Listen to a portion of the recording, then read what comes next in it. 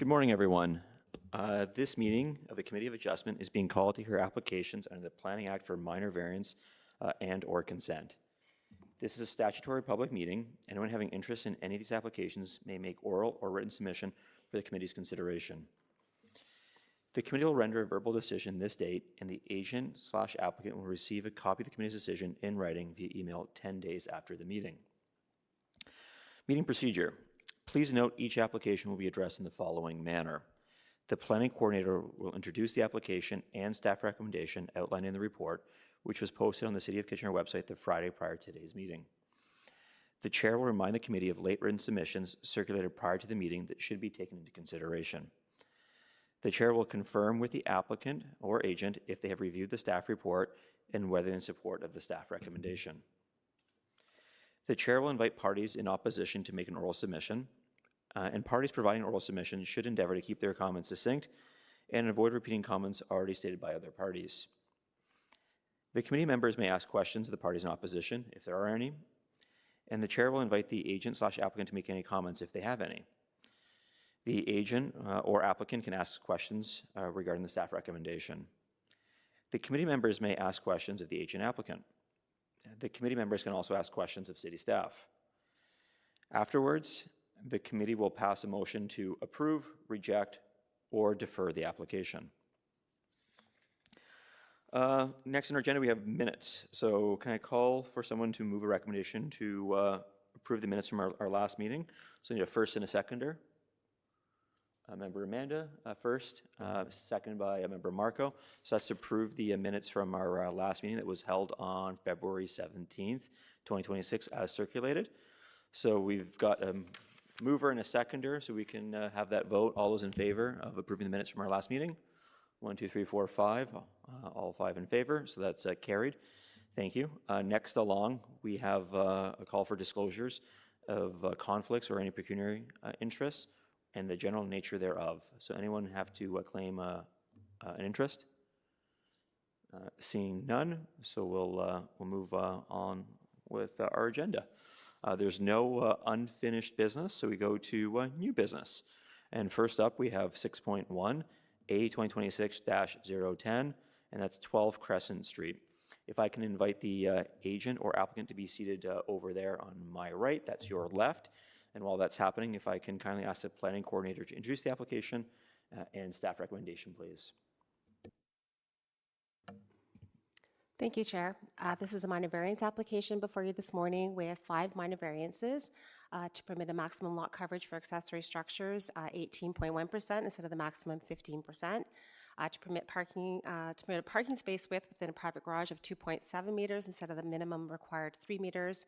To permit a maximum driveway width of 8.2 meters instead of the maximum permitted 4.8 meters. To permit 2 driveways from the street, whereas only 1 driveway is permitted, and to permit a driveway width of 2.1 meters instead of the minimum required 2.6 meters. These variances are to facilitate the construction of an additional dwelling unit detached with an attached garage and a detached garage in the rear yard of the subject property. Staff have reviewed the variances in light of the 4 tests of the Planning Act. There are a number of challenges and difficulties in that they don't meet the 4 tests, and staff are recommending refusal of the application. Okay, thank you so much. If I can ask the agent or the applicant if they reviewed the staff report and whether you're in support of the recommendation. And first, can I ask you, though, too, if you can introduce yourself, please. My name is George Sidra, and I asked actually on Friday to defer the application, so we'll do some modification to our proposal. I did not receive any answer when I sent an email requesting a deferral. Okay, thank you. So, George, are you the owner or the No, I'm agent? the applicant, yes. Yes. How long are you looking for a deferral for? I would think 1 month will be okay. Okay, thank you. Anyone here in opposition to this application? Seeing none. Members, do you have any questions for the agent? Or applicant, pardon me? None? Questions for city staff? Member Marco. Yeah, quick question. Would staff be opposed to a deferral? No, staff would not be opposed to a deferral. I just questioned the coming back to April. If there are modifications to the proposal and they need to be re-advertised, it unfortunately won't be able to be considered in April. I would suggest a May deferral or sooner. That way, if there are modifications that don't require advertising, it could come back to April, but at least it would come back to May if there's some re-advertisement required. Thank Yeah, you. thank you for that explanation. Any more questions? If seeing none, I'll just wait for a motion then. Member Marco. I will move to defer this application to 3 months or sooner. Okay, so that takes us to, what is that? April, May, June? Yeah, gives them a little bit of extra time if they need it. Okay, so June or sooner? Okay, seconder on that? Member Maria? Got a first and seconder. Floor is open for debate. Any debate on this? Nope. So, yeah, I'll call for the vote, which is to move this to June or sooner on a deferral. All those in favor of deferral? 1, 2, 3, 4, 5. That's carried. So, good luck.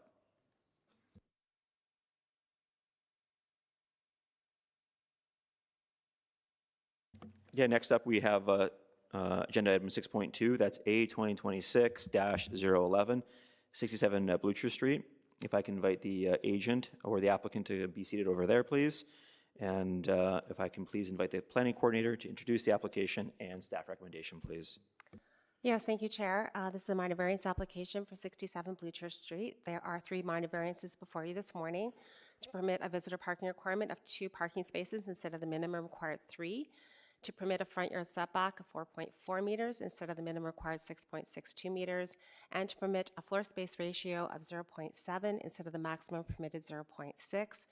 These variances will facilitate the construction of a 16-unit multiple dwelling within 2 buildings on the subject property. The committee may remember this application. On January 20th, the Committee of Adjustment approved variances and consent applications in order to separate the subject properties into 2 properties. This was going to facilitate individual ownership of the already developed properties, so there was no concerns with water capacity. The ultimate proposal is to develop the property in accordance with a site plan that was approved in 2024, conditional approval, and that 4-unit cluster townhouse on the one property would then be redeveloped with the 2 stacked townhouse dwellings with a total of 16 dwelling units. These variances will facilitate that redevelopment in accordance with the approved site plan application. Staff have reviewed the variances in light of the 4 tests of the Planning Act, find that they meet all 4, and is recommending approval of all 3 variances. Thank you very much. If I can ask you to introduce yourself, please, and confirm if you reviewed the staff report and whether you're in support of the staff recommendation. Good morning, Kristen Barrisdale from GSP Group. We are the agents acting on behalf of the property owner. We've had a chance to review the staff report. We have no concerns or objections. We're in support of the recommendation. I'd be happy to answer any questions you have with regards to the development of the site. Thank you so much. Are there any parties here in the gallery in opposition to this application? Seeing none. Committee members, do you have any questions for the agent or city staff? Seeing no questions, so if no questions, we'll need then just a motion, please. Member Marco?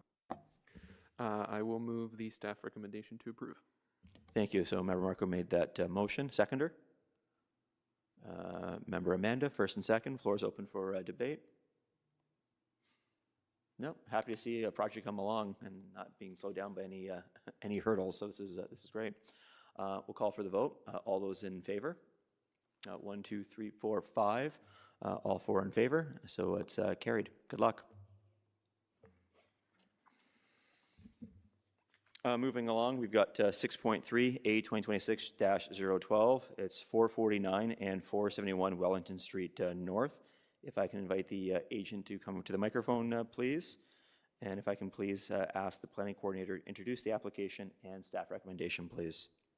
Yes, thank you, Chair. This is a minor variance application for 449 to 471 Wellington Street North. There are two variances before you this morning to permit a minimum front yard setback of 5 meters instead of the minimum required 6 meters, and to permit a maximum building height of 19.7 meters instead of the maximum permitted 9 meters. These two variances will facilitate the development of a 6-story multiple dwelling having 35 affordable dwelling units. These variances will implement a proposal that is currently being considered under SI plan application. Staff have reviewed the two variances in light of the 4 tests of the Planning Act, find that they meet all 4 and is recommending approval.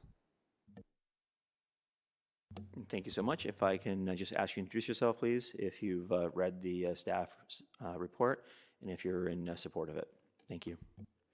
Thank you. My name is Jenna Wenzel. I am a planner with GSP Group representing the applicant for this minor variance. I have read the staff report and am in agreement with the decision, or sorry, recommendation, sorry, hopefully decision as well. And yeah, I'm happy to answer any questions if you have. Excellent. Thank you so much. Wishful thinking. That's good. Anyone here in opposition to this application? Seeing someone? Awesome. If you can come down, please. There's a microphone just over there, so on your right-hand side. And just you can introduce yourself, please, and then the mic is yours. Just right there. Perfect. Thank you.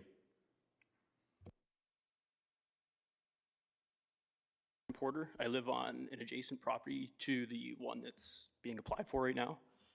So I read through the report, most of which I agree with. I agree with packing in as many as possible. The minimum front yard setback, no problem with that. There's 2 topics I'd like to discuss, though. The first one is a challenge to the maximum building height. It looks like it's been dispositioned as acceptable because of no balconies for privacy reasons. I'd like to challenge that and just say that not having a balcony doesn't fix the privacy issue, right? They still have full view of all, I think I counted 11 backyards, including mine, right from the window. I just like that to be considered. So I don't think that issue's been mitigated. I think that the disposition is not having a balcony is just something to write down in terms to, just to pass the report off. The second issue I'd like to discuss is the potential sound impacts on the rest of the block. So about a year ago, American Iron and Metal opened up a rail yard in the property that is about 330 feet from the property line. So up until last year, the rail traffic was approximately 600 feet from that property line. And now about 6 days a week at 7 a.m., they are unloading and loading scrap metal and iron approximately 300 feet from that property line. That's just gonna bounce back and echo throughout the entire complex. Not to mention, it wouldn't be a very pleasant situation to be in the top couple floors of that building. That's pretty much the end of that statement. Cool. Thank you. I just missed it at the very beginning. Your name got cut out on the microphone there. Sorry, Ryan Porter. Ryan, thank you so much. Does the agent have any comments to make after that? No, I would just defer to city staff if they would want to speak to the privacy element that they noted in their report, but certainly can understand the concerns. But if the city has anything to say to that. Thank you. Yes, could I just get the address of the delegation? Just trying to reorient it on the map in proximity to Your the address, please, Ryan.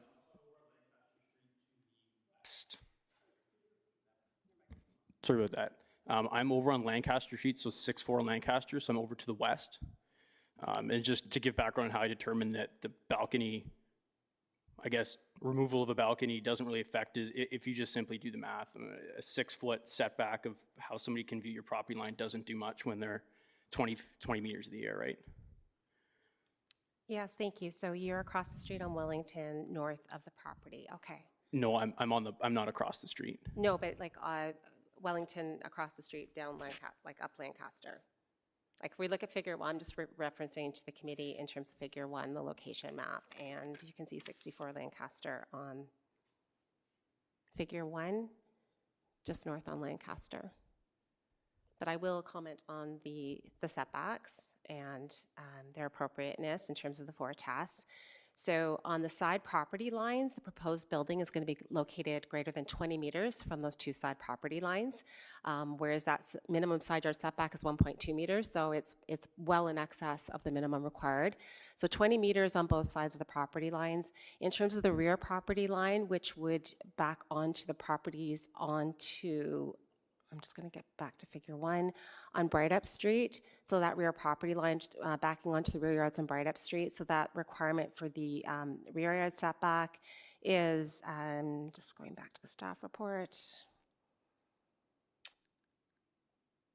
So that will be set back 6.2 meters from that property line, whereas the requirement is 1 meter. So well in excess of the required setbacks for the building. So 20 meters on either side of the side yards and 6.2 meters on the rear yard, backing onto the rear yards of the properties on Bright Up Street. So staff are of the opinion that the height, 6 stories in a low-rise residential zone, is appropriate and the variance meets those 4 tests.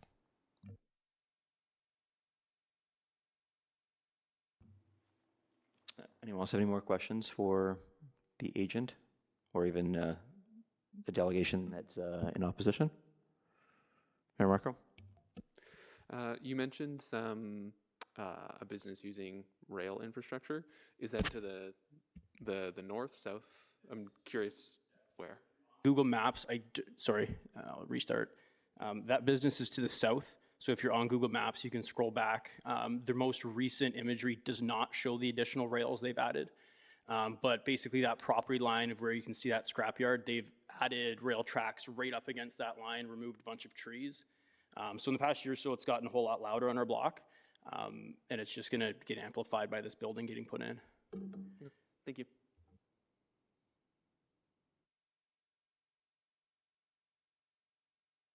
Yeah, I can sympathize with the Ryan that's in opposition to this though too, where you have like permitted 9 meters and get to 20 is quite a big difference. And then I can see that just not having a balcony can be not much of a game changer that way. Have we seen this happen before? I suppose just as a solution, just no balconies is. Like, I think the setbacks are okay. Like it's totally reasonable. It's just I totally hear it from a neighbor's perspective though. There's a big difference. Yes, so we're talking about a 6-story building, and 4 stories are permitted in low-rise, and 6 stories on this property is an appropriate height given the size of the property and the setbacks that are being proposed. It is being reviewed as part of a site plan application, so we are looking at wind and shadow impacts, and there are none. And the lack of balconies does help those privacy concerns, in that you won't have people sitting out on balconies overlooking other properties. Yes, there are windows, and there's a window-to-window relationship. However, again, those setbacks are great. We've got 20 meters on either side of the building and 6 meters at the rear. So those window-to-window impacts should not be significant. Thank you for that. Yeah, any more questions for Mayor Bob? Thank you, Mr. Chair. Quick question for staff. Can you refresh my memory as to the requirements for affordable housing? We do not have specific zoning or setback regulations for affordable housing. It's for the use that's permitted in the zone. In this zone, though, it's considered a public use, and so the use is permitted on this property that is zoned M1. So this is not a rent geared to income development? I'll let the applicant speak to the specifics. I'm not familiar entirely with that, but it is affordable housing, so it is a public use under the zoning bylaw. Jenna, do you have any info on that, if you can share? Yeah, thank you. So this was through, so it's city-owned property, and there was a request for proposal that went out quite a while ago, and Reception House was the winner or successful bidder on that proposal. So it is intended to be for housing for refugees and people who are new to Canada. So that is the intent of this location for Reception House, if that answers your question. Mayor Bob, go ahead. Thank you. there's been a lot of discussion in the news media these days about what affordable is. And we have it listed here in this application. And I really don't know what is affordable. I mean, it's probably different depending upon who you are. If you're Elon Musk, affordable is a whole lot different than if you're Bob McCall. I haven't really received an answer on the definition of affordable, other than that's the ambition of the developer, is to do it for affordable, but there are no parameters on that. So I guess if there's no answer, there's no answer. So that's all I got. So just to clarify, Member McCall, the affordable meets the definition under the Planning Act and the provincial policy statement. So it is affordable under the planning document definitions, which is, yeah, okay.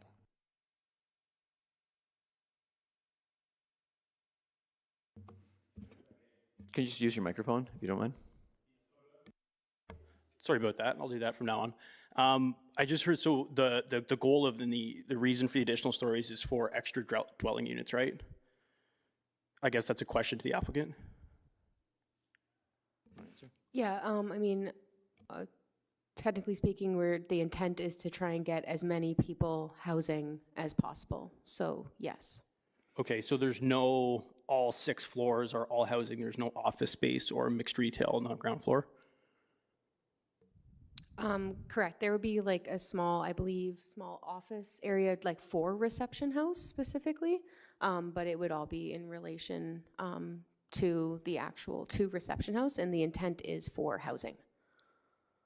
Okay, but so the building's getting hired to not only add housing units, but also to provide offices for reception house? No, to clarify, I mean, if you live in an apartment building, you generally have like a manager's office that would be there on site to help assist with people needing help, like needing entry into their building if something happens, something like that. The intent is not to have like an office building for reception house. It would be a small office for reception house to be on site in case there is any sort of need for the people living there. Gotcha, okay. I mean, I'd really like to see the comparison of square footage for those two, I guess, office space versus residential use, but.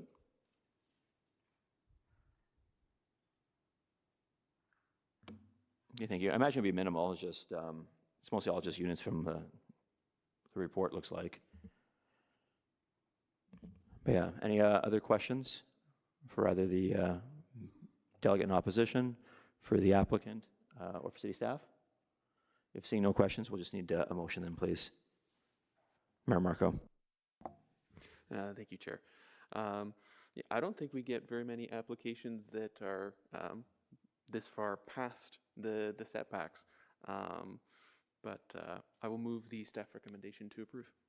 Okay, thank you. So Member Marco made that motion to approve. Need a seconder. Member Amanda, floor is open for debate. Any debate on this? No, like I feel for the neighbors. It is a difference from going from 4 stories to 6.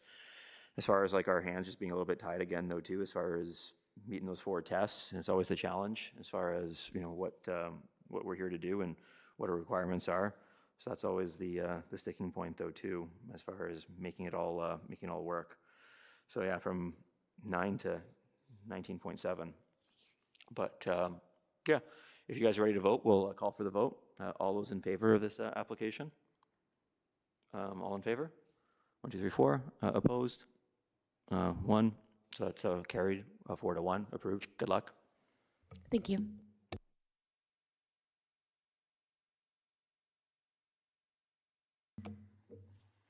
Next up, 6.4, A 2026-013, 99 Brendan Avenue.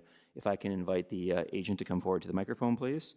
And if I can please invite the planning coordinator to introduce the application and staff recommendation, please.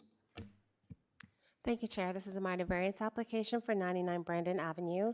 It's to permit an interior side yard setback of 0.7 meters instead of the minimum required 1.2 meters. This is to facilitate the construction of a 1-story addition with an attached garage to the existing dwelling. Staff have reviewed this variance in light of the four tests of the Planning Act, find that they meet all four and is recommending approval. Thank you so much. If I can just ask you to introduce yourself, please, and if you reviewed the staff report and whether you're in support of the staff recommendation, please. Good morning. My name is Mark from Malamar Construction. I'm the agent for this application. I have reviewed the staff report and I am in agreement with it and support it.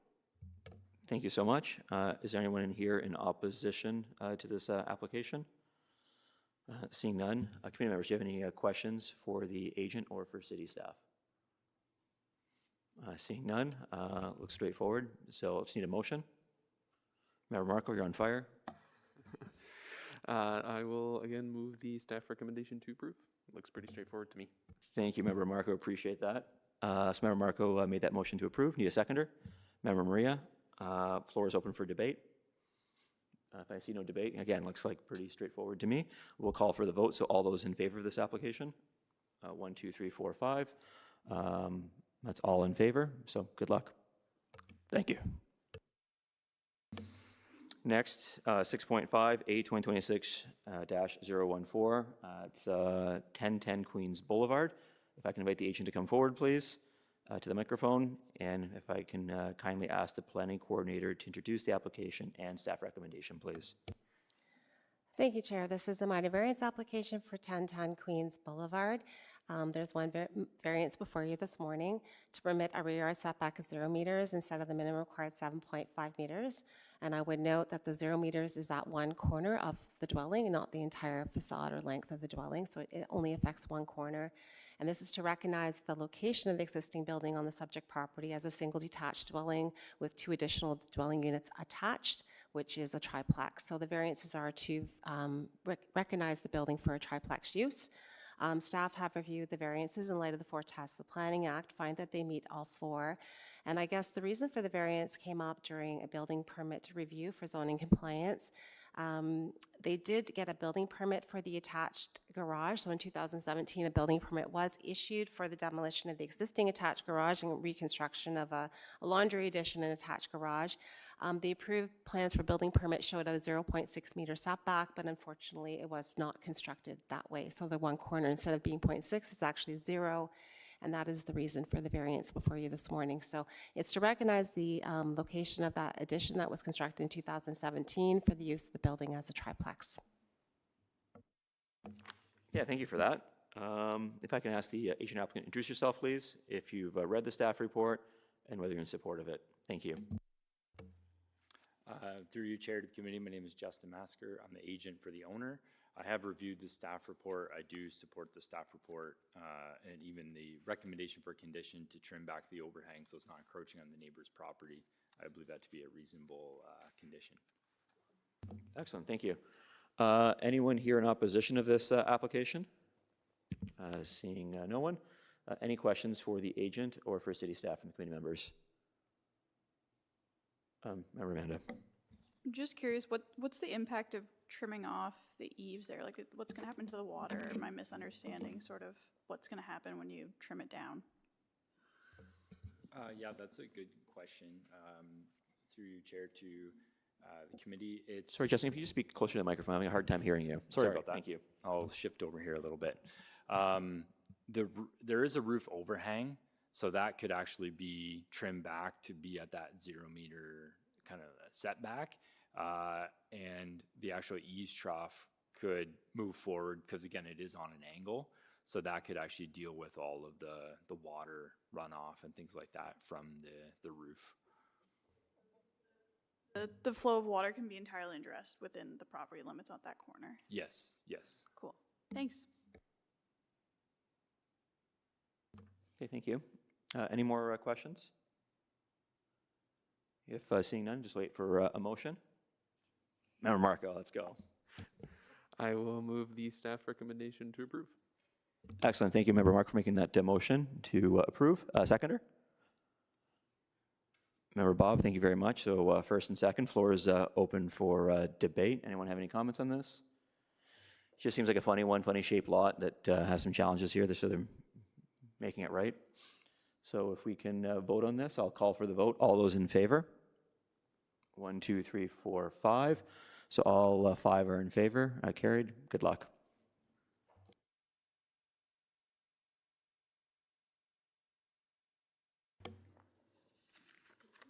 All right, next up we have 6.6, A 2026-015. That's 126 Clive Road. Just before we're getting started, just want to say that we did receive written submissions from Jay Sullivan and R. Roger, and we also, today, we had a big stack of them that we all read through. They're on our desks as far as people that wrote in regarding this, this application. So, yeah, we'll get started. So if I can invite the agent, they're already there, and if I can kindly ask the planning coordinator to introduce the application and staff recommendation, please. Yes, thank you, Chair. The purpose of this minor variance application is to vary several zoning bylaw regulations to facilitate an addition at the rear of the existing multiple dwelling, having 6 dwelling units for a total of 10 dwelling units on the subject property. As there are 10 dwelling units, it's not subject to site plan approval. The first minor variance that is being requested is to permit the minimum amount of street line facade openings with 16.7% instead of the minimum required 20%. And this is to recognize the front facade of the existing building. Generally, the intent of the street line facade treatment zoning regulation is to avoid blank wall conditions and ensure a positive relationship with the public realm. The existing facade consists of several windows rather than a large blank wall, and as an existing condition, generally meets the intent of the official plan and zoning bylaw, which were not in effect when the building was constructed. The variance for the facade treatment is to legalize an existing condition, and the facade is generally consistent with surrounding uses and desirable to maintain that compatible built form. As no changes are proposed and the variance seeks to legalize the existing condition, the overall impact of the variance is minor and desirable appropriate use of the building. And so it is staff's opinion that this variance meets all 4 tests of the Planning Act, and staff are recommending approval of this minor variance. The next minor variances, 5 of them relate to the first 2, relates to the overall parking provision for the site and to permit a parking requirement of 6 parking spaces instead of the minimum required 12 parking spaces. The determination of the number of parking spaces proposed is appropriate, particularly in scenarios where a proportionately large reduction is requested, needs to be supported by a parking justification report. A parking justification report was prepared in support of the application and reviewed by City Transportation Services staff. Several concerns are noted with the report, including transit accessibility, travel time assumptions, neighborhood walkability, and the parking data that was used. Full Transportation Services comments were provided in the staff report under Attachment B, and my colleague Stefan beside me this morning can speak in more detail to those comments and the inadequacy of the parking justification report. And as such, the city is not satisfied the proposed parking rate is appropriate, and it's staff's opinion that this variance does not meet the 4 tests of the Planning Act. The next 2 variances before you this morning are to permit parking in the front yard where the zoning bylaw does not permit parking space to be located here, and to permit the parking space to be located within 2.4 meters of the front lot line instead of the minimum required 3 meters. These 2 variances it's important to note in the review of these 2 variances, official plan policy 4.C.1.8, which provides guidance where special zoning regulations or minor variances are requested or proposed. Staff needs to ensure the lands can function appropriately and not create unacceptable adverse impacts for adjacent properties. The impact of each zoning regulation will be reviewed prior to formulation of a recommendation to ensure that that deficiency in one zoning requirement does not compromise the site in achieving objectives or create further zoning deficiencies. While a total of 6 parking spaces are proposed, 5 of the parking spaces are at the rear of the subject property. This is a result of the area not being sufficiently large enough to accommodate all 6 of the proposed parking spaces in the rear. This is further limited by the MTO setback, which is 14 meters from the MTO property line. So in order to provide all 6 parking spaces, a separate variance is required to permit that front yard parking. This results in one variance causing another and relying on another which fails to meet that official plan policy. Staff note that the application form indicated that the variance is to permit front yard parking pertains to an existing parking space, and the city has consistently and repeatedly notified the property owner that the front yard of the subject property does not contain a legal parking space, as demonstrated by several zoning violations that have been issued for the property over years, and that there's historical imagery on Google Street View to demonstrate that the parking space existed, did not exist, and its the types of materials that it was comprised of. As the barrier-free parking space is a requirement of the Accessibility for Ontarians with Disabilities Act, it is inappropriate to rely on a variance to meet this requirement. Should the barrier-free parking space be relocated to a location on the subject property where parking is permitted, such as the rear yard, there is insufficient space to accommodate the 6 parking spaces. The reduced minimum number of parking spaces would actually be 5 instead of the requested 6, and it is staff's opinion that the variance to permit the parking in the front yard does not meet the 4 tests of the Planning Act. Next, we'll move on to the variance to permit a floor space ratio of 0.72 instead of the maximum permitted 0.6. While an increase to floor space ratio does not implicitly result in the requirement of other variances, the proposed addition to the existing building, and hence the gross floor area, is located in size to require a reduced interior side yard setback, as well as contribute to insufficient space being provided to meet the minimum parking. And as such, staff are of the opinion that this variance does not meet the intent, again, of that policy in the official plan 4C18F. The increased gross floor area results in additional dwelling units and therefore parking space requirements which cannot be accommodated. Again, the reliance on one variance for the approval of another escapes the scope of what could be considered minor. While the applicant's planning justification letter speaks to massing and compatibility, there is no assessment of the runoff effects of the increased floor area and configuration of the building addition and why the FSR increase is minor. I'll move on to the other variance. The next variance to permit interior side yard setback of 2 meters instead of minimum required 3 meters. Side yard setbacks are generally used to ensure that sufficient access to the site can be provided. There's appropriate separation distance to adjacent land uses, and the site can accommodate site functions such as sufficient amenity space. A private amenity space is proposed in the setback area as required by the zoning bylaw. Although the zoning bylaw does not establish minimum patio dimensions as proposed, the patio is not appropriate. The patio is 2 separate areas, one of which has a window well that requires a tenant to traverse the unobstructed walkway to access, and both areas are proposed to be only 0.9 meters in width, which is not functional. For comparison, the zoning bylaw establishes a minimum porch width of 1.5 meters, which is more reasonable in terms of amenity size. Regarding the private patio space proposed in the setback, as mentioned, the zoning bylaw does not have minimum dimensions for staff to consider it to be an appropriate amenity area. Although the patio space does not technically require a variance, the proposed 9 meters does not meet the intent of an appropriate amenity space. The bylaw further states that the patio areas to be private, and there is no reasonable means to reserve the space solely for the tenants of the corresponding dwelling unit. The applicant's planning justification letter submitted as part of the application references ample on-site amenity area and landscaping. However, aside from the private patio for the use of one dwelling unit, no landscaping or amenity area is noted on the site plan. It's staff opinion that this minor variance to reduce the interior side yard setback does not meet the 4 tests of the Planning Act. I would also like to note that the subject property shares a lot line, as I mentioned, with the MTO. The MTO establishes a 14-meter setback from their lands, which generally do not permit development or uses integral to the function of the property. Drawing a perpendicular line to the nearest point, the proposed development and an unobstructed walkway would appear to be within this setback. MTO was contacted to confirm their acceptability of the proposal, and they determined that insufficient information is provided on the site plan, and they were unable to comment. I would also note the site plan is also deficient in other aspects, such as garbage collection. As the subject property is proposed to be 10 dwelling units, the site would no longer be eligible for municipal waste collection, and a private waste collection will be required and should be noted on the plan where one is not located there now. In summary, planning's opinion, 5 of the 6 requested variances do not meet the 4 tests of the Planning Act. As a variety of variances are required, such as a reduction in the number of required parking spaces by 50%, 2 variances to permit parking in the front yard, an increase in the maximum permitted floor space ratio, and a reduced interior side yard setback, suggests that the proposed addition is too large for or an overdevelopment of the subject property.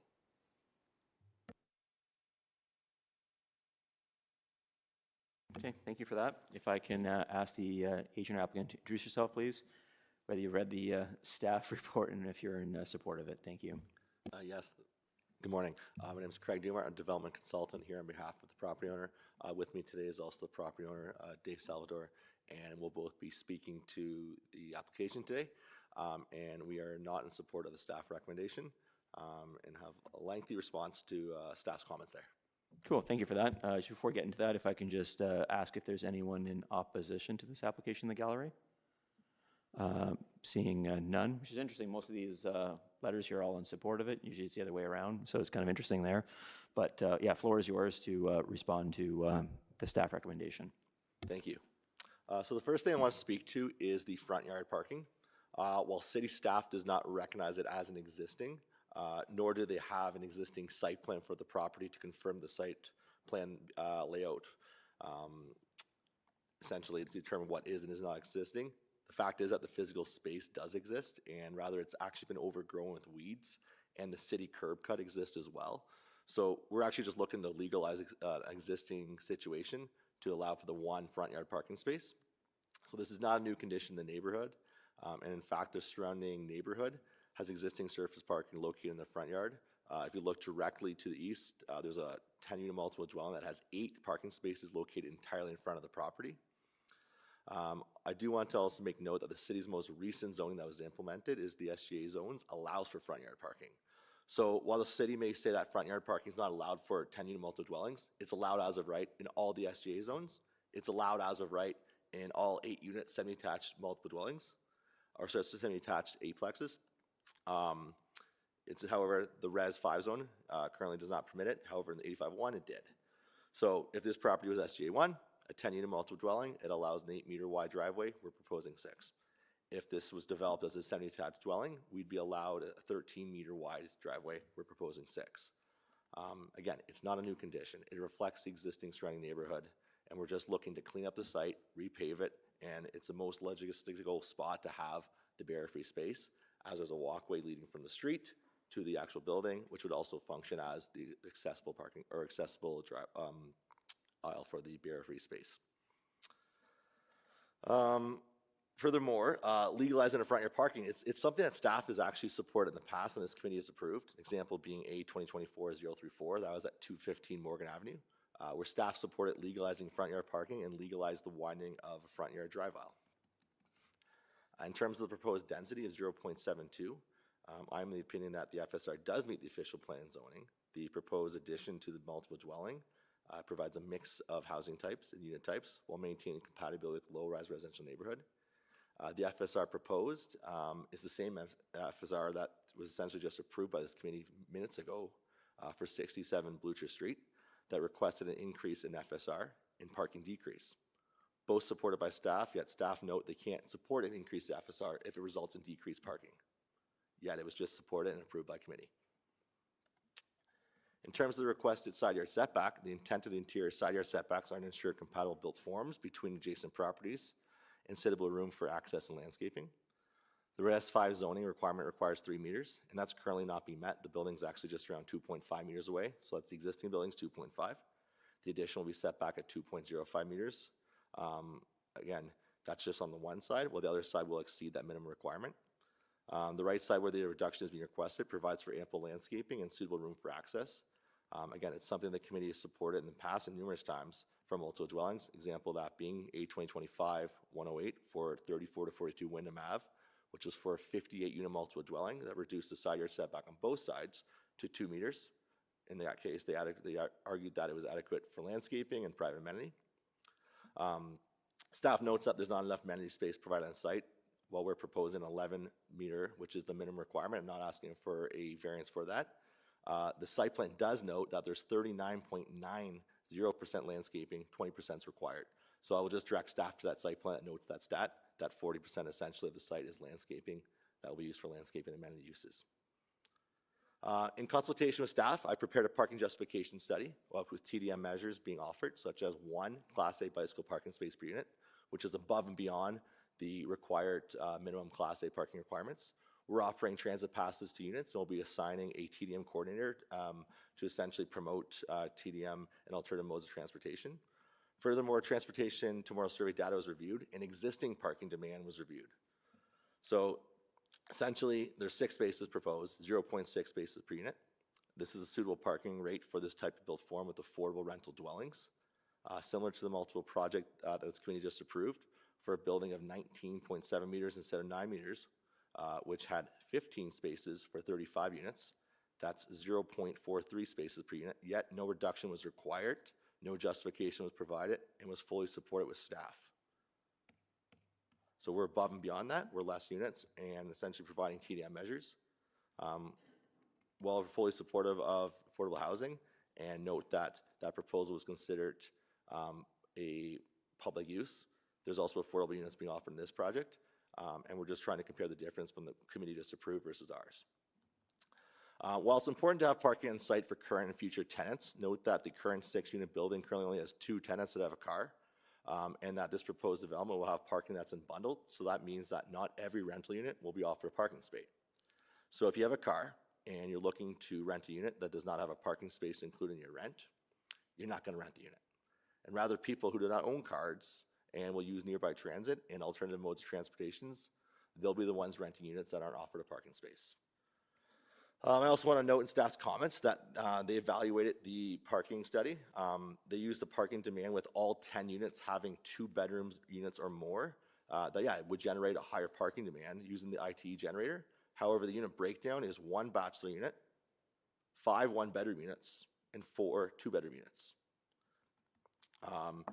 So in terms of the garbage pickup, I also want to note that on-demand garbage pickup will be accommodated on site, and that will essentially be dealt with by private pickup. In conclusion, my client's looking to clean up this 6-unit multiple dwelling, bring some fresh life to it, add gentle intensification to the neighborhood, with missing middle and affordable housing and rental units that this community needs. Thank you. Yeah, thanks for that. Committee members, any questions for the agent? Member Bob? Thank you, Mr. Chair. Not really a question for the agent, but just a question for the committee.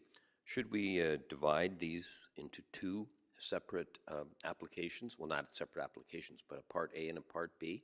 Part A is fairly straightforward, and Part B is a little more complicated. So we can get rid of the concern as indicated in Part A. So that's my question to the committee. Do you think that we should divide this into 2? If so, I would move that this be divided into 2. I think they already are A and B, so we can vote on them separately.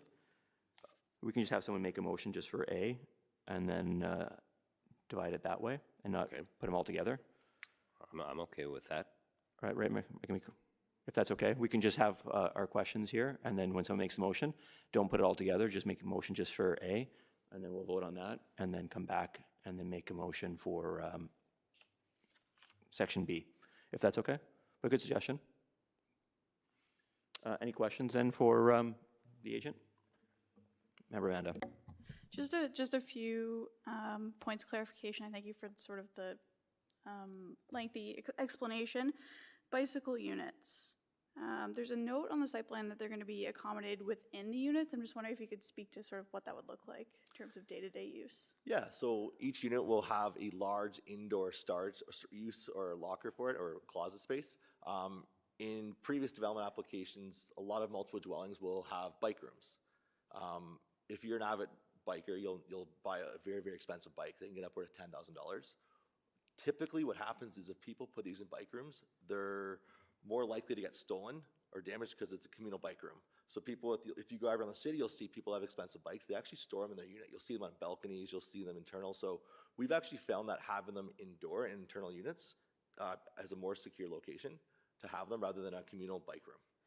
Yeah, I appreciate the risk. I'm just wondering, because it's hard to tell, because the site plan's a little not super detailed in terms of the interior spaces and what that will look like. Yep. Like what's going to be what these units are going to have bike storage, what's the overall square footage, and then how much square footage would a typical bike storage take up? So the zoning bylaw actually requires, I believe it's 2 points of contact for the bike. And Steve's staff can confirm that as well. Yeah. So essentially it's internal to the unit. It'd be a bike rack with 2 points of contact. So a very small typical closet with a 32-inch door, 2 feet deep would accommodate that. So that'd be 3 feet by 2 feet. Okay, and then this kind of leads into sort of my other question. I wonder if you could go through, because unless I missed it in the package, and feel free to direct me, but what are the individual unit? I know you mentioned bachelor a couple, Yep. like what's the square footage? Like a little bit more detail in terms of what we're looking at, sort of the Yeah. inside, the guts of these buildings. Okay, so the existing 6-unit multiple dwelling has one bachelor.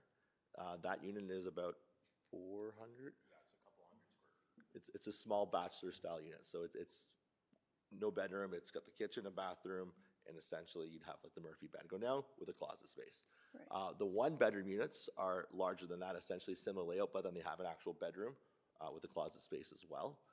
So those are about 650. So they're very, very small, affordable units right now. And then proposing the 4 additional units, those will be upwards to about 900 square units, and those will be 2 bedrooms. So we're just looking to essentially add a mix of unit types in this neighborhood here, and essentially clean up the property. And bike storage in all of those units Yep. under 1,000. Yeah, the other alternative, we've been in consultation with the MTO, is providing also above and beyond that, a 10 by 10 structure in the landscaped area.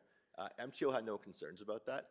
They just note that if in the future, if there was essentially going to be expropriation, which there is nothing planned in the nearby future, that was recently done, which kind of resulted in these all regular shaped properties neighborhood. Yeah. But they would be supportive of having a shed in there. You essentially just have to sign off that if there is anything ever Yeah. expropriated, that it's removed. So yeah, there's options to provide both internal to the unit and then external as well. Okay, and then related, this probably relates back to this shed situation. Garbage. You mentioned on-demand garbage. I don't really understand what that means. Like, presumably there has to still be some storage and it's not an immediate pickup. Yep, you would essentially, no different than any other household, you'd store it within your unit, and then on demand, so depending on frequencies, it can be once a week, it can be twice a week. You know, if you own a single detached dwelling, now you're subject to roll-up bins, it's every 2 weeks, but with private pickup, it's on demand. So if there's a higher demand, then it's going to occur 3 times a week. If it's lower, it'll be twice a week, but it's a private pickup. And how does that pickup look? Like, do I like lug my garbage bag and then put it in a truck, or does it go in a bin then a truck? Like, I'm Both. It could be either option. It could be curbside pickup by the private contractor. It could be on the site, but essentially it's not relying on the region for pickup. It's private. Right, but presumably there's still be bins that would need to be stored until the truck arrives. Yep, it's very common for small bachelor units and small 2-bedroom units to essentially have. Yeah, I'm just trying to fill in the pieces on the site plan. Just I don't know where those bins would be stored. Yeah, we could add that to the rear. There's an ample amount of space at the rear where if that's something that comes up through detailed design that we need, then yeah, definitely we could add essentially an outdoor garbage bin for temporary pickup till on-demand comes. Yeah. You can just use your microphone, please. Thank you. Just couldn't hear you. Thank you. Oh, sorry. Is it on? Oh, okay, there. Sorry, guys. My name is David. Thank you again for everybody's time here and consideration. I really appreciate it. I'm the owner of the property. Thank you so much. I facilitated with the neighbor. They have a garbage pickup that goes into the back, and with the setbacks with the MTO, and I considered it with MTO as well. These are things I want to ensure, obviously, before doing a project of this nature. The MTO supports that if we were to put a bin in the back, there's ample room within the setbacks that we're not going to be building on, we're not going to be parking on, there's nothing going to be built there or anything like that. That the MTO supports there be the garbage pickup within that area. I spoke with the neighbors as well, and there's a facility for a garbage truck to go in to pick up the garbage for the tenants. So that has been taken care of in respect to the bikes as well. And also, I've even taken into consideration there's a large utility room. I may even have that area sectioned off for the tenants, because I think it's very important for people to have accessibility to environmentally friendly transportation as well. Okay. Sorry to monopolize the time. I just had one other question. There was a reference to affordable housing. Is that just sort of a general business principle that you're adopting, or like is there grants, those sort of formal application processes to Correct. make it affordable housing? That's correct, and thank you for giving me the opportunity to speak again with regards to that. I'm doing CMHC funding. Okay. In order to do CMHC funding, they require specifics, tenants, and 10% below the average rental, and they use bi-ratios implementation, utilizing what the average rents are in the area, and they use bi-ratio subtracting 10%, and that would actually make it so they know for sure it is affordable, and otherwise I wouldn't be able to get the funding in order Sure. to facilitate the property, which is, you know, advantageous, but it's something I want to do actually for the community as well. I've done previous projects as well, and I'm very advantageous for that, and so is the neighborhood. And I'd like, once the questions are done, I'll also like an opportunity just to speak on my behalf as well. And thank you for your time. Yeah, no worries. Thank you. Sorry, and just one other question. Of course. And I'm not a planner, but I was just looking at this, and I was looking at sort of the other property that sort of hooks around Clive. Was there been any explanation of what it would look like if, or whether it would be possible to sort of shorten the length of the proposed building so that parking could extend towards the rear? I appreciate that that may sort of impact the MTO setback. Yeah, but so it does look like the other property, they're very close to the, that's actually something we originally proposed to staff. Okay. And we actually had 8 parking spaces on site. So that was the initial concept we had. And it wasn't something to support it. So this is what we came back with and essentially resulted. So yeah, when we've done that in the past where, yeah, there's been Yeah. parking in the back there. And I know you can't count that because it's in the MTO setback. So yeah, that's why you have such a large landscaped area in the back there is it's because it's within that MTO setback. Again, in consultation with the MTO, you can get permits for this. If there is anything, whether it's a structure or parking, that's part of it, you just have to essentially sign a form that in the event of an expropriation, that you won't get full market value for that. right?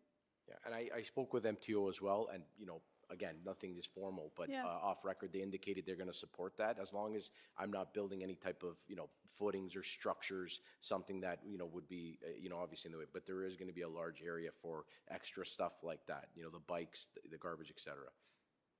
Okay.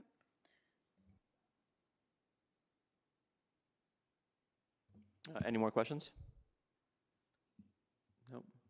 You said you wanted to make a couple points. Yeah, Dave? again, I just want to say I apologize. I know this is long-winded for you guys. I appreciate your guys' times and your consideration, your fairness, and your reasonableness under these circumstances. I do respect the rules. I completely understand. I wanted to say that I went throughout the whole community. Like, this is very important for me. I want to ensure that the neighbors are in support of a project like this, and 100% of the people were completely in support of this project. I'm unsure of how many emails you got. I was very impressed that people actually reached out into their hearts and sent out positive things for the project, because I went door to door with the community. They completely support the transit. They completely support the accessibility for renters, for affordable housing, for the parking. The parking has been, I spoke with all the neighbors that have been there since the 1980s, and they said parking has been allotted in the front of this building, and I do agree maybe with the previous owner. There's been some violations. I'm sure she tried to maybe put more, whatever it may be, I'm unsure. But the neighbors did advise me that since the 1980s, that parking has been allowed at the front of this unit. I am not changing of the front of this project. I am not changing the front of this project at all. I'm keeping it completely consistent with the way it is. I'm changing it cosmetically. I sent an email. I'm completely uplifting the way it's going to look to uplift the community. The neighbors are completely impressed by the way I'm going to make it look, and I will make it look like that, if not better. I think it will show that one-car parking in the front will not affect the community. It's not going to obstruct anybody. It's not going to bother anybody in respect to obstructing. It's actually, if anything, it's going to get cars parked off the street to allow accessibility for people to walk, et cetera, et cetera. I think overall, I wanted to say this is an affordable CMHC funding. Again, spoke with all the neighbors.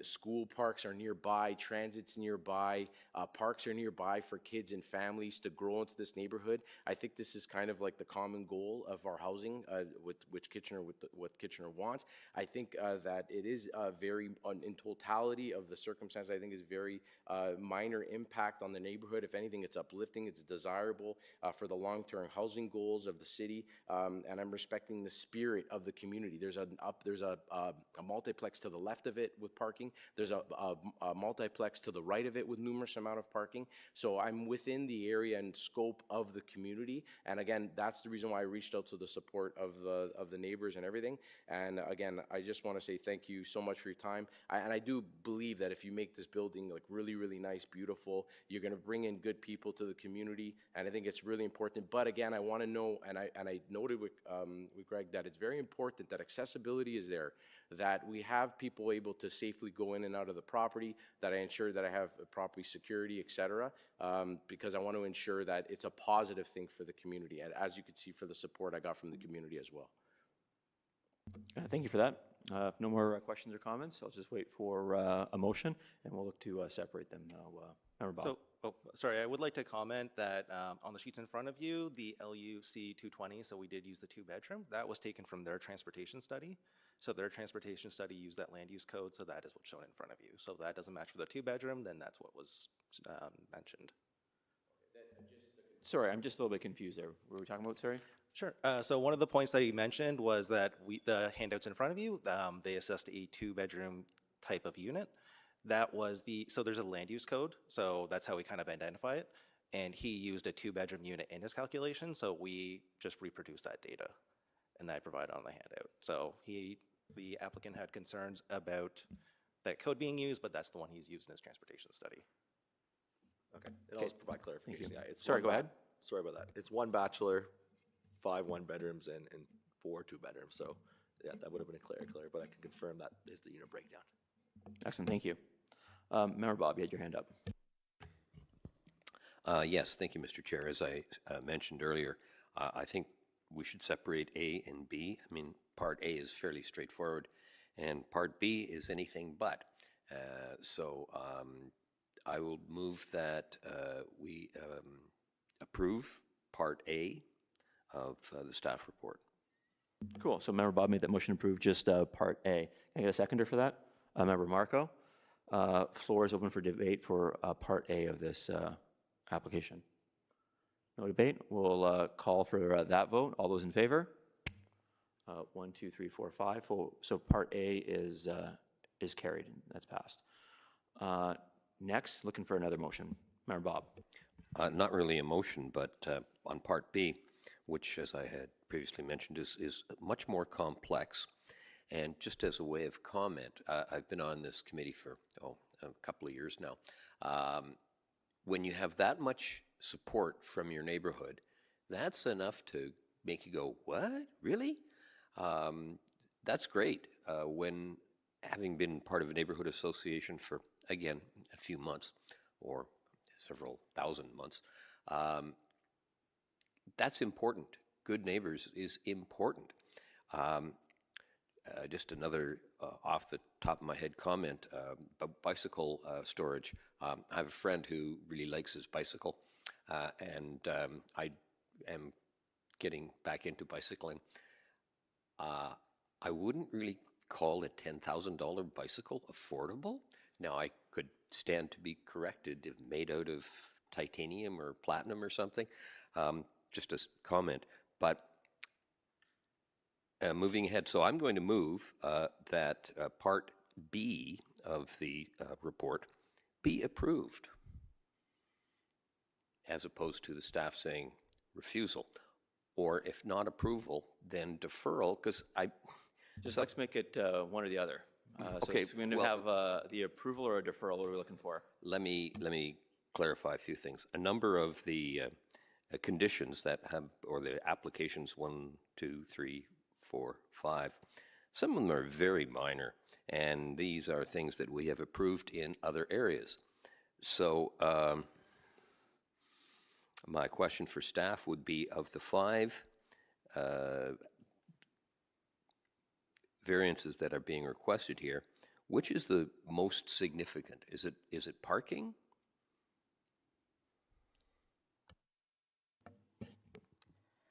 I would refer to the committee of the policy and the official plan 4C18, which talks about the number of variances, the cumulative effect, one variance causing another variance. The addition in itself, given its size, is causing an FSR variance, is causing a parking variance. It's causing to move one parking space in the front yard. So there's a number of variances before you. One is causing another variance. The biggest one is the parking reduction. We do not feel that the study or report that was provided, the justification, is sufficient. There are a number of issues with it, and again, Stefan can speak to those. The justification just isn't there for the parking reduction. And what we're seeing in neighborhoods in these locations is that there are parking problems. And although they're bachelor units, they still can have cars. And so we field a number of inquiries daily, people wanting to widen their driveways, and there's not enough parking.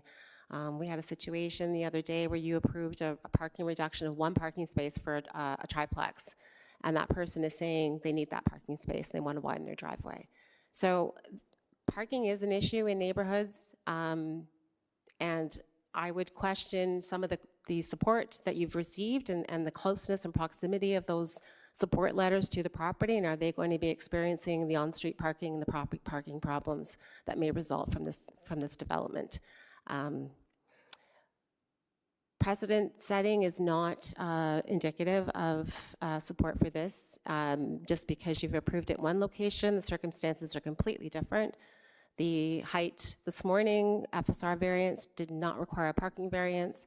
So I would just ask you to look at the variances before you, the cumulative effect of those variances, and that they do meet the 4 tests of the Planning Act. Cool. If I just tail on Member Bob's question there, would a deferral work at all to work together with this applicant to find some type of compromise? Would that be a benefit? Sorry, Member Bob, hope I didn't. That's difficult to say. I may ask Stefan to weigh in on that. I think needs to be some updates to the parking justification study to be able to support the 5 parking spaces. Whether that's possible, I will leave that to my colleague to comment on. We have been working with the applicant since, I believe, late last year, trying to modify the proposal, look at different ways, reconfigurations of the parking areas the applicants indicated. It may assist. I just don't know the answer to that right now, but it may be beneficial. If there can be updates, I'll let Stefan speak to the parking justification report that would need to be updated. So based on the site layout, is because the MTO setback, and at any given time the MTO could take that land back, we can't provide, or we can't assume that any features in the MTO setback will be there permanently. So if they were doing construction work, they could tear out that bike shed to, like if they're widening the highway, or if they're maintaining the highway, or temporary lane openings, they could remove that. Therefore, we have to look at the site plan within the setbacks as illustrated. We have a lot of maneuverability concerns. If you look at the site plan, every person has to reverse all the way out of the site to exit. There are multiple obstructions, there's blind corners. In terms of the vehicle ownership rate, what we've been finding is if it's a very minor difference, then the unbundled parking can help, but when you're looking at 50% difference in a fairly car-focused area, then we field all the complaints, because what happens is people start trying to get away with parking on street, and then that's when the neighbors start complaining, and then we have to start enforcing it. So then we're taxing all of our bylaw staff, as well as making these new residents angry, because they may have thought that they could park here. In terms of the parking study, there was numerous errors. People typically walk at 1 meter a second. That's how we time our traffic lights. That's one of the attachments I provided. In order to meet some of these like walking distances, you need to walk you basically need to sprint to the bus stop every single day. So that's not something we would support. So yeah, we have a lot of maneuverability concerns just in terms of like the nature of the location, in terms of the vehicle ownership rate for Waterloo Region's decreasing. However, in this specific area, the zones go down to about 3-acre size. So yeah, you can look at the whole city, but on the other hand, the downtown rate, which was the dense urban, which was provided, would represent a decrease in traffic. This area doesn't have shopping malls within walking distance. There's no businesses within walking distance. There's no entertainment within walking distance. So there's a lot of areas we would support reduced parking, and this amount of parking reduction and the configuration of the parking we have serious concerns with. So that's why we cannot support it. Member Bob? Yes, Mr. Chair, thank you. Seems to be that the major topic these days before this committee is parking. We have approved applications of 0 parking. We have many places that parking is in the front yard. I'm going to ask the applicant, is there any, to use a colloquial term, wiggle room on your part to try and convince staff to support your application? Because I think it has to be pretty close. You know, I mean, we're talking a parking space to be located within 2.4 versus the required 3. Well, that's pretty minor when you consider all of the applications that have come before this committee. So would you be amenable to a deferral so you could go back to staff and talk to them and say that this development should go ahead? What do we need to do to make this happen? Again, coming back to, I think it's a great development. And apparently I'm not the only one who thinks so, other than the applicant. So would you be okay for a deferral for 2 months to go back to staff and see if you could figure something out? And I really appreciate that. I've been trying actually to go back and forth with the staffs since October, and there was actually approvals back and forth, back with our surveying, et cetera, to meet their requirements. We've done everything we could. It just appears that it became a domino effect the moment that 6th parking in the front of the premise came into effect. It kind of dominoed everything down the spiral. So this is the reason why I went through all the neighbors on the street. This is the reason why I determined where transit was, etc. I was planning on doing affordable housing from the beginning with CMHC funding. CMHC funding, they're doing a 70% efficiency rate commencing in September. So my timelines to meet the efficiency rates, which I'm making the building high efficiency, incredibly high efficiency, because I think that's very important for the environment. And this is not, I apologize guys, I've been with the city and doing these type of things, and even my own area many times, and I'm very for the community. I want to ensure that the neighbors are in support of this. As for transit, many of the neighbors I spoke with utilize transit. I'm going to make this affordable housing. The people I'm going to rent it to, I'm going to let them know that I'm going to give them transit things so they're able to utilize transit. I'm going to do bike racks so they're able to utilize their bikes. So because I do respect the parking on the street, I do think that that would be a problem with people parking on the street, hence the reason why I'm specifying the parking, and that I'm specifying some of the units are not going to have parking and they're not going to be allowed to have parking. But the community is so close-knit that people are going to be able to just walk there. And as for the 1 meter per second for walking and people running to the bus stop, I was walking the street up and down yesterday, all of Clive Street and the intersecting streets, and I went to numerous bus stops very quickly. So and it's the area is actually has lots of plazas. It has a park, a school, plaza down the street, the highways nearby, the transit's nearby. Like, everything's great for the community. And my concern, and to your question again, is ideally I think, and this is the reason again I went to the community, is for their support, is to just get an absolute approval for this because of this domino effect. It appears if it wasn't just for that one car parking in the front, that everything else would have been approved otherwise. And I did try to work with staff since October, and we actually pushed it to this date, which, unfortunately this causes issues for me, but it's okay.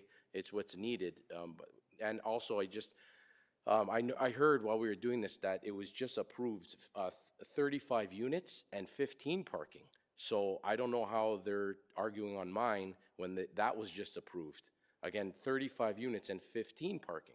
So mine, I just, Okay, I'm thanks. trying my Thanks, best. thanks, Dave. Thank you, sorry. Thank you.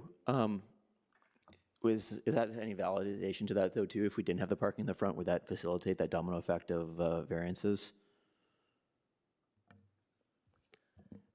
So the issue with the parking space in the front is it's the barrier-free parking space, which is required by the Ontario Act. So by moving it in the rear, it decreases the number of parking spaces because it's a larger parking space. So then it decreases it, and then it's the accessibility of that parking space. Would it be truly accessible in the rear yard? So I don't think there's any other location for it but the front yard. But it's the domino effect, the cumulative effect of the variances. I want to just clarify that this variance application is unique and different from all variance applications considered by this committee. So if you've considered an FSR variance this morning, there wasn't a parking variance associated with that. There are a number of variances, there's 5 of them that are required to facilitate this development. I'm happy to look at deferral, but I really do believe the parking justification study needs to be updated and accurate for us to be able to support a parking reduction. So that's the first thing that I would suggest that needs to be done, is an accurate look at the parking. And maybe there's an opportunity to reconfigure, as Stefan said, there are serious concerns with the functionality of that parking space in the rear and the ability for people to exit in a forward motion. It's very tight. We possibly could look at an agreement on title, possibly to require parking spaces, transit passes and bicycle parking. That's something we could explore with our transportation services staff, again, based on a parking justification study. So I think that's the first and foremost thing that is required by staff, is an accurate study that supports the parking reduction, and then we can go from there. In terms of the parking survey data, we, as an industry, we do not accept proxy survey data from the applicant surveying their own property using their own methods. Usually, it always has to be a third party and always has to be at least one other site. So what we want to confirm is, because we don't know how many residents were currently living there during the survey, which is what we found out during other applications. So maybe there's only 2 residents there, maybe there's 3. So that's why we want to do other sites. That is something that we did flag. We flagged all these concerns for the parking study. The applicant did not update their study. My colleague Dave Seller did provide all these detailed comments months ago. We never received an updated parking justification study. We never received a revised site plan that addressed any of these concerns. So we're not sure if a deferral will really help any of this. Member Amanda. I just had some general comments. I'm not sure if it's best to reserve them for the debate or go ahead and vote, or what you want to do. We don't even have a motion on the floor right now, so we could put a motion in theory and then debate it and put it to vote. Member Marco? All right, got a motion? I have a question for Question? staff, if that's okay. I recall that we've had applications where we have allowed parking in the front, close to that front lot line. If that were the only variance requested, from my perspective, to kind of telegraph a little bit, I wouldn't be concerned. I'm not concerned about that space specifically. People park in their driveways all the time. My understanding is that it's the FSR and the parking, all of those things are kind of dependent on each other. But just kind of, if we were to look at that front yard parking space in isolation without other changes to the property, maybe that's a little bit too hypothetical, but what would staff, does staff have an opinion on that? I'm curious.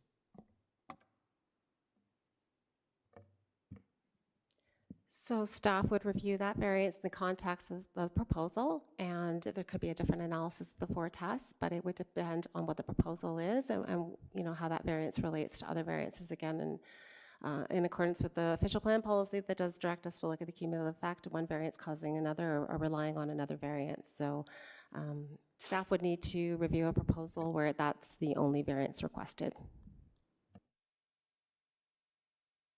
Cool. Any more questions? If not, we'll just need a motion. We'll either defer or approve or refuse. Member Bob? Thank you, Mr. Chair. And I hear about this domino effect, and it makes me think about the straw that broke the camel's back. I'm looking at this, and 4 of the requested variances are very minor. It seems to be this one problem of parking, and I think 6 parking spaces instead of the required 12, maybe the required 12 is a little more than necessary, but parking is going to be a problem moving forward in this city for years to come. I'm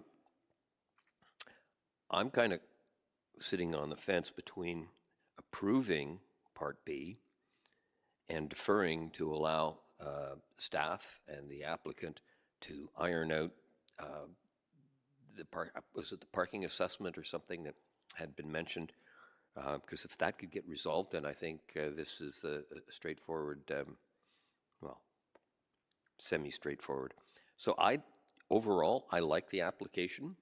There are just a few intertwined glitches. It's the, what's that old Gordian knot thing that they talk about in ancient Greece or something. I'd like to see it move ahead. I really would. But there are some things that have to be addressed. And I think that my motion is to defer this for 2 months to allow the applicant to discuss with staff on what needs to be done to get this to pass. And comment to staff is,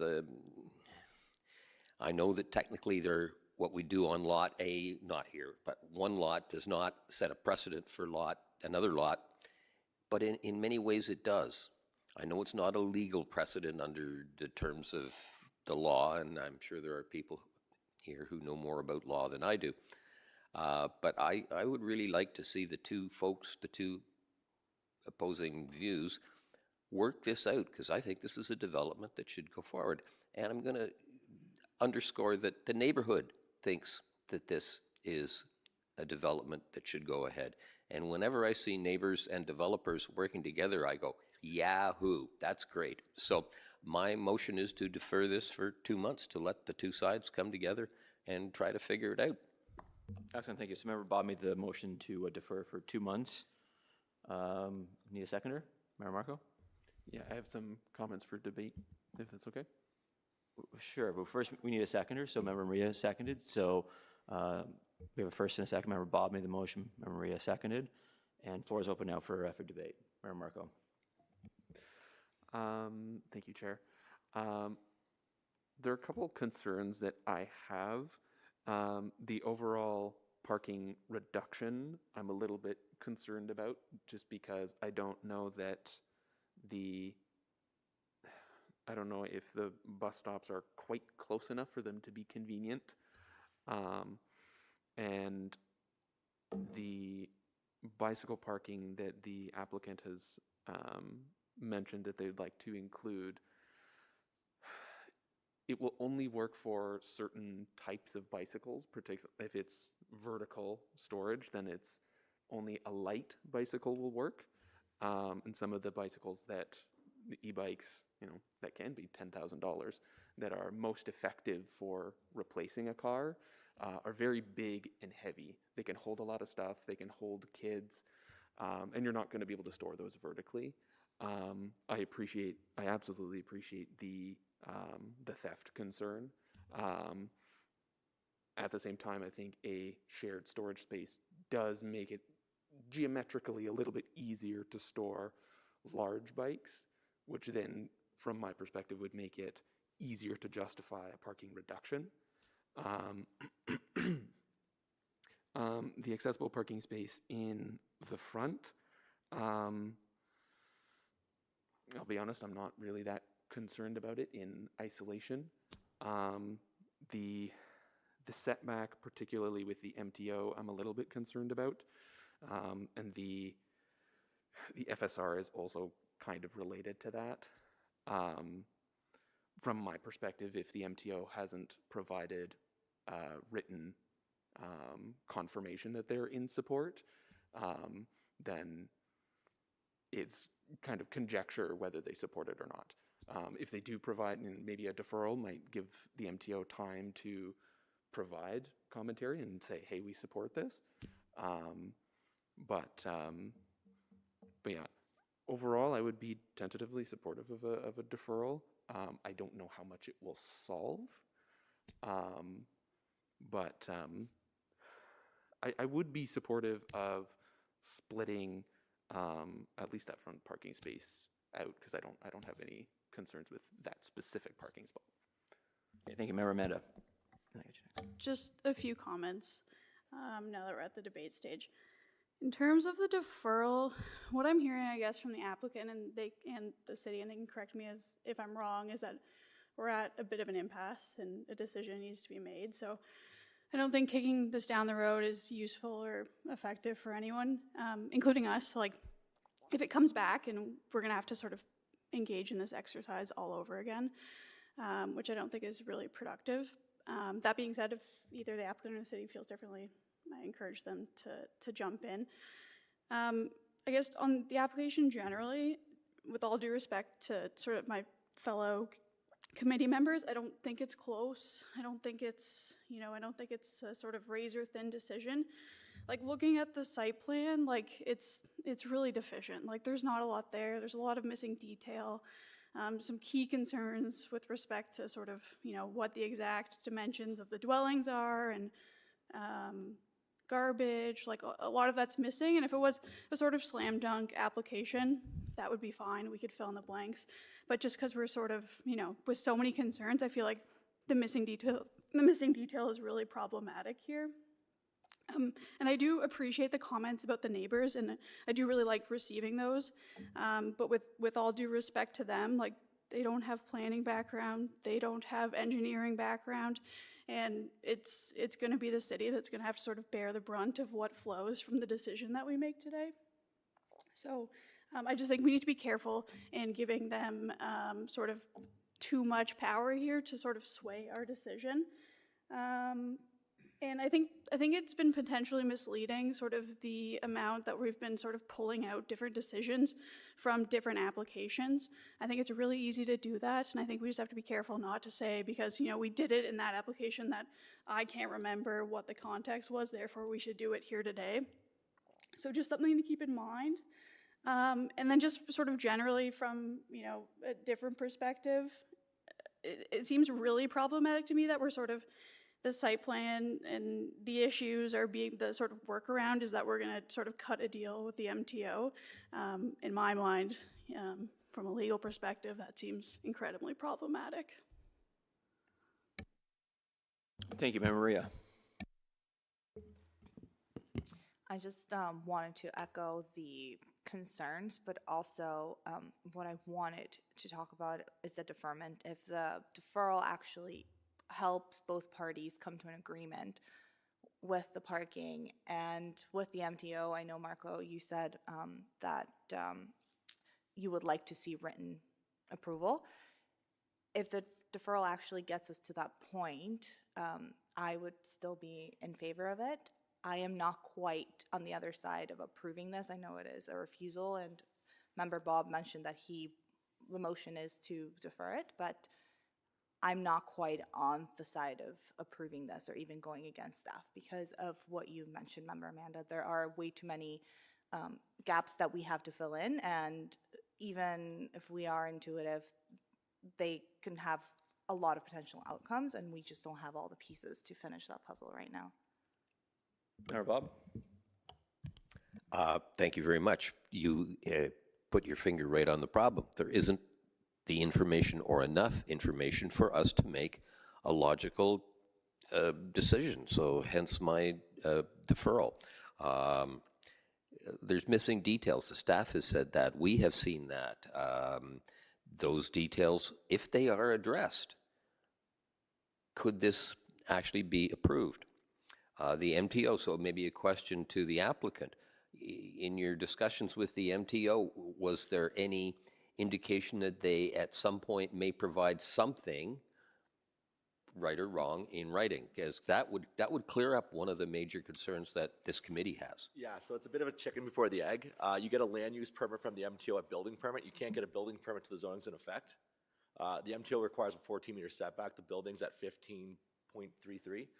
The city jumped across the property, and they estimated around 13 meters without getting a survey. That was based on their, I believe it was OnPoint tool, but the actual survey that we had done from our property to the actual building is over 15 meters.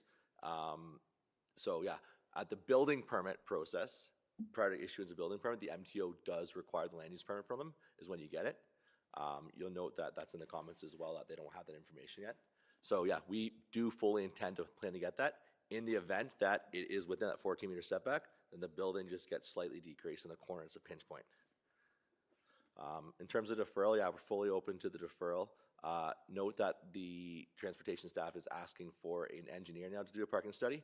I provided numerous parking studies in the past, just did one down the road on Jansen Avenue, which was fully supported with similar data. However, now they're asking for an engineer to do it. We can look into that. We did have some quotes there around $9,000, so it is a lengthy, expensive process, and it will take more than the 2 months that you're advising as a deferral, just to give you a heads up if that's the route you want to go. Member Bob? Thank you. Again, we seem to keep coming back to we don't have the necessary data to make a proper decision. So the applicant has said it can't be done in 2 months, so I would like to amend my motion. Instead of 2 months, 4 months. So I'm going to move that this be change my motion from 2-month deferral to a 4-month deferral. So that I think, Mr. Chair, that motion is now that this be deferred for 4 months to allow both sides to. Okay, well that's good language. 4 months or sooner. That way, you know, when you get stuff going, you can figure it out, and maybe it comes back in 3 months, or maybe it comes back in 2 months. I'm going to say to the applicant, the MTO has been mentioned a bunch.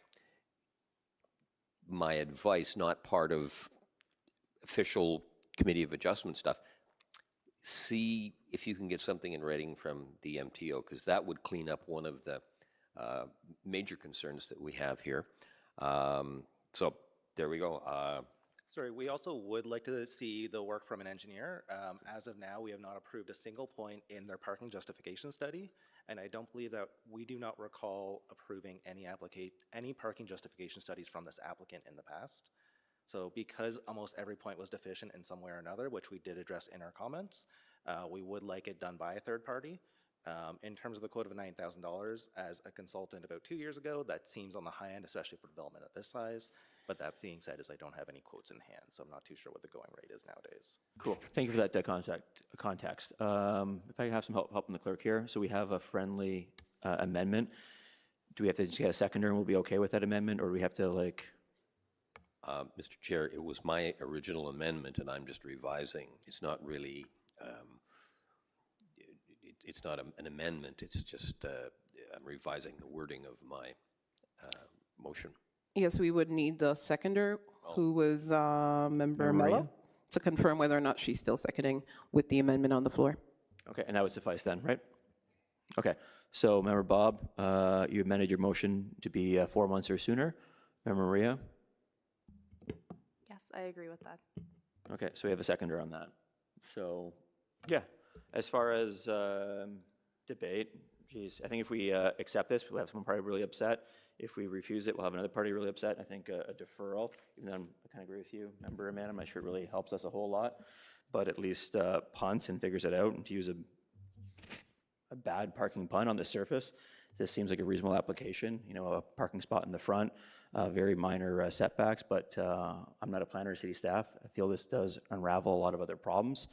So hopefully we can get some more questions answered, and there are gaps in this site plan and things that I didn't love to see. So hopefully we can figure that out, because yeah, on the surface it doesn't seem like that unreasonable, and seems like a good project, and I like seeing that people are in approval of it. So for that reason, I'm willing to support this deferral of 4 months or sooner. Mayor Marco? Thank you, Chair. Yeah, I think just to echo, if this application comes back and there aren't additional details and some somewhat significant changes, then we'll address it then. I think for the time being, I'm happy to give a little bit more time, and we'll see if the additional time is enough to resolve this application. Awesome, thank you. Any other comments? Chair, I just have some comments. Just a reason for the deferral for the minutes, so that there's some direction for the applicant, and so that this can come back in 4 months. So I would say, number one, update the parking justification study. Number two, we would like some floor plans showing those bicycle spaces within the units. Also, we would like we did receive comments from MTO. They noted that there wasn't enough information for them to comment on the setback reduction. So we did receive formal comments, there just wasn't enough information. So if the applicant can go back to MTO and provide that additional information, we can get some supportive comments from MTO for the next meeting. So I would say those three things are important for staff to consider the application in 4 months or sooner. Excellent, thank you. Mayor Bob. Just a comment, making lots of comments in this one. Comment to the applicant. I think you have just received the information that the city needs. So the three things, I think, if you can focus on those over the next 4 months, maybe we'll be sitting around this horseshoe with a different viewpoint. I really would like, again, I'm going to underscore this, really would like to see this project go ahead. Maybe not as exactly here, but if you can provide the information that staff wants, this could, I'm not going to say that because I can't prejudge what this committee will say. I would be in support of that. So that's my comments, and I think, Mr. Chair, we have the motion on the floor. And if no other comments, I'm ready to call for the vote. So all those in favor of the deferral of 4 months or sooner? 1, 2, 3, 4. All those opposed? We have one in opposition, so 4 to 1. So deferred for 4 months or sooner. Thanks, good luck. That concludes our agenda items. Just now need a motion to adjourn. Member Marco. I will make the motion to adjourn. Yeah, so motion to adjourn. Member Marco, seconder. Member Amanda, all those in favor? 1, 2, 3, 4, 5. Motion adjourn. Thank you so much.